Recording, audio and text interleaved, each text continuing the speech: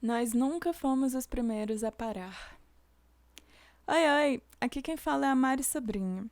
Hoje eu queria conversar sobre a arte de rua no contexto atual de pandemia. Eu começo dizendo que a classe dos artistas foi uma das classes que mais apanhou durante a crise da quarentena. A economia só não girou pra gente. Estamos sem shows, sem exposições, sem teatros, lojas e ateliês, todos abertos, fechados por meses, na verdade. Todo um cenário absurdo de colapso financeiro, né? E os artistas educadores também sofreram com a evasão de alunos que não se adaptaram ao EAD, né? Enfim. Então, vocês ouviram aquela frase que foi muito viralizada, que é tipo: fomos os primeiros a parar, seremos os últimos a voltar. Isso falando dos artistas, né? Essa frase viralizou bastante, foi muito compartilhada e ela quase é verdade. Bom, a gente entende que os artistas supostamente não deveriam ocupar a rua por causa do risco que significa sair de casa. Mas a gente sabe também que para muitos artistas de rua, ficar em casa nunca foi uma opção possível. Para muita gente, todas as rendas foram cortadas. E para muitas famílias, o auxílio emergencial não chega a nem ser o começo de uma ajuda de verdade. Na realidade, a pandemia gerou em muitos a urgência de tocar na rua, por conta da renda mesmo. Na minha perspectiva, a gente já chegou da pandemia vindo de um contexto nacional que não dá a devida credibilidade para o artista de rua. É muito, muito comum para muitas pessoas associar apresentações no espaço público a um momento de degradação pessoal. O artista se coloca numa posição supostamente humilhante, né, de coitadismo. Eu já ouvi pessoas próximas chamarem músicos que estavam na rua de mendigos. E o preconceito existe em vários níveis, né? Os poetas, dançarinos, grafiteiros, todos sendo xingados de vagabundos e inúteis. É triste, mas acontece, a gente sabe. É ainda mais bizarro lidar com essa síndrome do vira-lata em que colegas e familiares, comunidades e grupos do Facebook sempre comentam, sempre compartilham e aplaudem vídeos maravilhosos de galera tocando na Europa ou então no metrô de Nova York. Nesses lugares é, tipo, muito legal ser artista de rua, né? É hipster. Mas quando é na frente do supermercado da sua cidade, ou então é na fila do seu banco, quando é na sua frente, não rola o aplauso. Não rola o mesmo encanto, né? A gente, na verdade, é silenciado, é expulso, é odiado. Brasília é o próprio inferno sobre isso, na verdade. Sobre o silêncio. Eu não entendo porque Brasília, que é tão naturalmente acústica, toda perfeita para música, é tão silenciosa. Mas ao mesmo tempo eu entendo. Na real, é a nossa classe média alta que não entende arte e não entende cultura presencialmente, sabe? Ali pertinho, ali na sua frente. É uma classe média que prefere o circuito massificado, prefere consumir shows e eventos muito caros de artistas muito prestigiados pela grande mídia. E o artista independente não é assistido, não existe, né, nesse momento.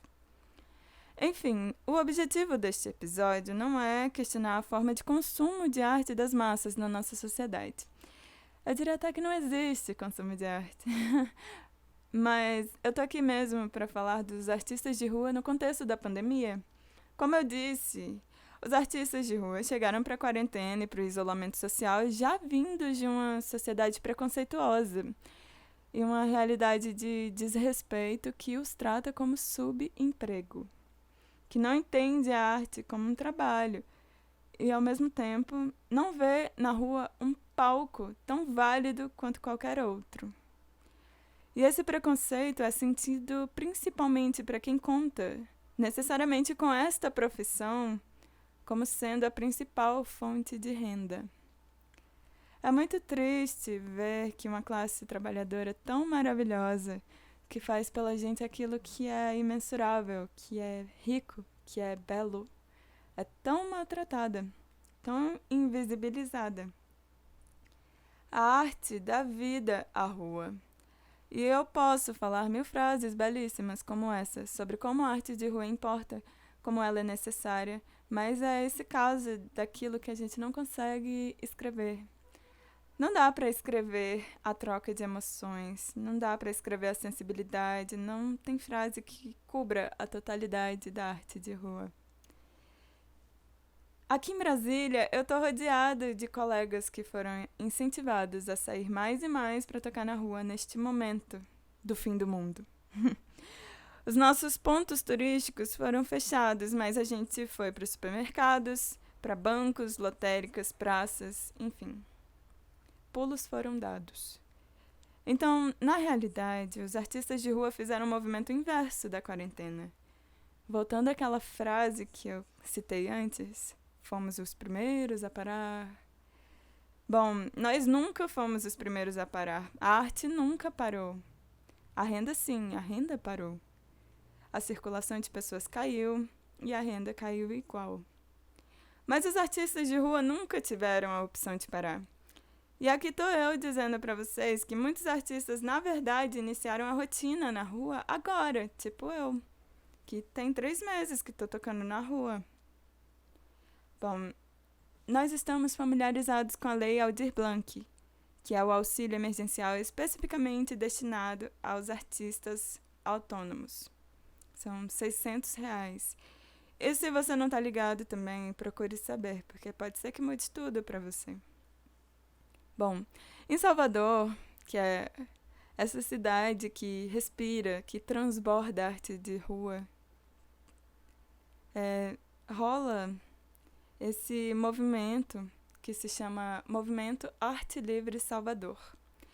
É um coletivo de artistas que mobilizam todos os esforços, movem céus e terras para distribuir cestas básicas, arrecadar materiais de higiene pessoal, para promover saraus, tudo para a classe dos artistas de rua da cidade, para os palhaços, para os poetas, para os capoeiristas, para os artesãos, para os músicos, para todos. Salvador é uma cidade turística que concentra e atrai essa galera de todo canto do Brasil e do mundo até, por conta da relevância histórica e das tradições que fervem. O Pelourinho ferve todo dia, pelo menos fervia, né? O lance é que tem muito artista de rua junto num lugar só. E aí resultou nesse movimento maravilhoso, que é o Movimento Arte Livre Salvador, que já promoveu mobilizações como a Sanciona Prefeito, que foi uma pressão justamente para o prefeito da cidade liberar, sancionar o auxílio emergencial dos artistas da cidade, que girava em torno de R$200 a R$300, mais ou menos. Também rolou o ato Luto Cultural, que foi super importante para continuar as pressões na prefeitura, na secretaria municipal, para sair logo esse auxílio. E eu vejo esse movimento como um grande exemplo para todos os outros estados do país. É um exemplo para Brasília, porque eles estão lutando para ter a própria existência reconhecida, sabe? Olha como é louco isso. Você tem um movimento para lutar para que a sua existência, sabe, seja vista. E eu sempre sinto que arte de rua não existe, sabe? Eu sinto sim. Porque é sempre uma novidade tão grande, né? Pra muita gente, toda vez a galera fica surpresa e parece que a gente, artista de rua, é bicho de zoológico. E que bom que é legal sempre. Que bom que é uma surpresa boa. Mas eu queria, sinceramente, que fosse cada vez menos novidade. Que a gente tivesse uma Brasília em que a gente marca mentalmente que alguém vai estar tocando logo ali embaixo daquele bloco. E aí eu vou passar lá para ouvir. Ou então 4 horas no metrô vai ter aquele saxofonista. Ou então naquele sábado aquela grafiteira vai estar naquele skatepark. Enfim. Eu queria uma Brasília que normaliza, que valoriza, que celebra a arte de rua. Não que cala. Bom, na atuação de artistas de rua, a gente precisa todos os dias romper paradigmas higienistas e retrógrados. A arte é indissociável de política, porque é uma luta para ser ouvido, né? Para ser visto, para existir. Tanto pelas autoridades políticas, que deveriam assistir todos nós e garantir a nossa segurança, quanto pela própria sociedade que a gente está inserido. Então, assim, uma curiosidade para vocês da minha vida aí. Eu sempre ouço alguém parafraseando aquela frase do Criolo, né? Falando tipo, não existe amor em BSB. E aí eu sempre achei que era meio exagero. É uma frase meio piadesca. Não necessariamente é sempre verdade. Papapá. Mas precisou eu começar a tocar na rua pra sacar, pra ver. Pra muita gente, todo dia isso é verdade. Não existe amor em BSB. Eu tô falando de uma classe trabalhadora que foi nocauteada pela pandemia. De pessoas que todos os dias ouvem: vai procurar um emprego, para com barulho, vou chamar a polícia pra você. Todos os dias. Pessoas que são ameaçadas e maltratadas por levar arte pra rua, sabe? E assim, apesar de tudo, eu sei que é bom ser artista de rua. Eu gosto muito de tocar por aí. Tem muitas trocas positivas e nós temos muito mais motivos para continuar do que para parar. O fato é que nunca paramos. Muitos de nós apenas começamos. E eu torço muito pela nossa união para fazer Brasília entender que música não é simplesmente barulho ou ruído. Tem muita galera que eu gostaria de virar e falar: a arte não deveria estar te incomodando, sabe? Por que que você está se incomodando com música? Mas aí, sei lá,